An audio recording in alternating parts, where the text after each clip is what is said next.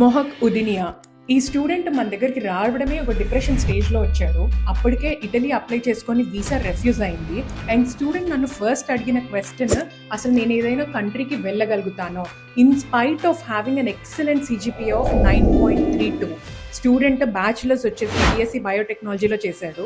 And తన బ్యాచులర్స్కి relevant courses, fee budget, return on investment ఇవన్నీ డిస్కస్ చేసిన తర్వాత యూకే అప్లికేషన్ స్టార్ట్ చేద్దామని చెప్పి డిసైడ్ అయ్యాడు. We applied to few universities and finally masters in cancer cell and molecular biology యూనివర్సిటీలో ఆఫ్ లిస్టర్లో చేద్దామని ఫిక్స్ అయ్యాడు.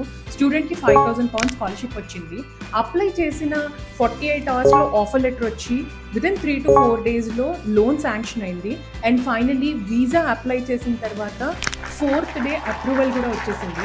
ద హోల్ ప్రాసెస్ మనకు 15 డేస్లో కంప్లీట్ అయిపోయింది. And the parents are very happy.